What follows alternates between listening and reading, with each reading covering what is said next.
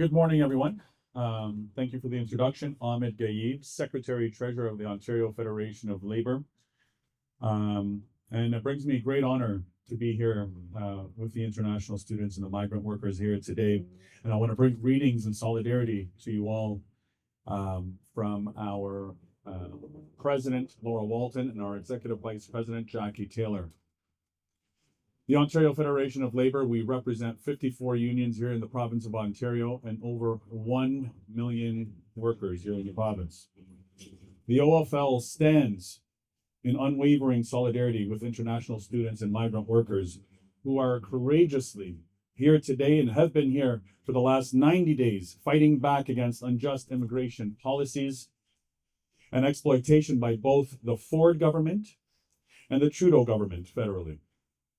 The OFL's president, Laura Walton, told you back in July at the rally that we were inspired by your courage, by your tenacity, by your discipline, and your relentless commitment in this fight.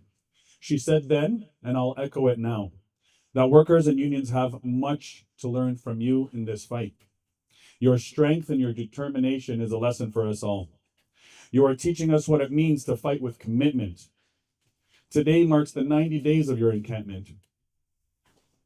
90 days of courage. It's inspiring. But today is not only about honoring your demands, it's about recognizing the challenges ahead and what it takes to overcome them all.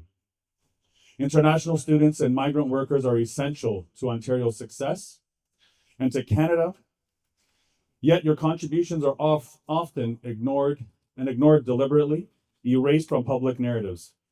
During the pandemic, you worked some of the most dangerous jobs in some of the most dangerous conditions in roles that others wouldn't dare to do. You built this economy with your labor, contributing billions to our economy in tax revenues, money that sustains the public services that we all rely on.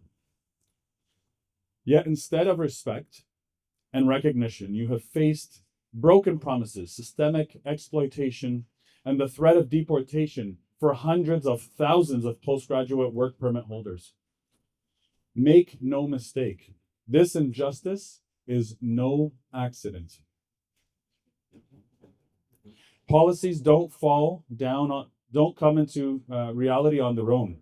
Our government makes choices that impact you and harm you, and they are now using it as using you as scapegoats for crises that they've ignored or that they've created. Our provincial and federal governments have chosen division over accountability. They blamed international students for housing shortages while allowing developers to hoard many empty condo units. They point fingers at newcomers for overstretched public services while slashing funding for healthcare and education. That's a shame, my friends. This isn't just bad policy, it's a deliberate tactic to divide us all. Your power is not only in your organizing and your discipline, but it is your ability to mobilize entire communities. Many of you may not have the right to vote yet, but your families, your friends, your comrades, your neighbors, all of them do. So we're asking you to continue telling your story. Continue speaking to them. Continue speaking up. Share those stories. Show them what it's like and what's at stake.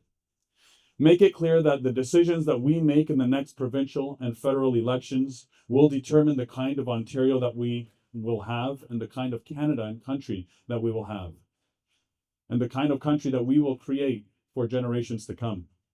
We need to organize for a government that values all workers, not just one that exploits them in times of economic need. A government that cares about decent work, affordable housing, and robust public services, not one that fuels inequality. The labor movement is with you. 1 million workers stand side by side with you. We demand immediate action from both provincial and federal governments, extend work permits, create fair pathways to permanent residency, end the systemic exploitation of international students and migrant workers, and we urge everyone to prepare for the fight ahead. To the international students and migrant workers leading this struggle, your courage is a powerful reminder of what solidarity in this struggle is and what it should be in every fight that we take on together. You have shown us that when we stand together, we can overcome even the greatest challenges. To the labor movement stands with you to build a Canada that values every single person and every single worker's contribution, treats everyone with dignity and respect, and leaves no one behind. A worker is a worker is a worker. If you're good enough to work here, you're good enough to stay here. Solidarity.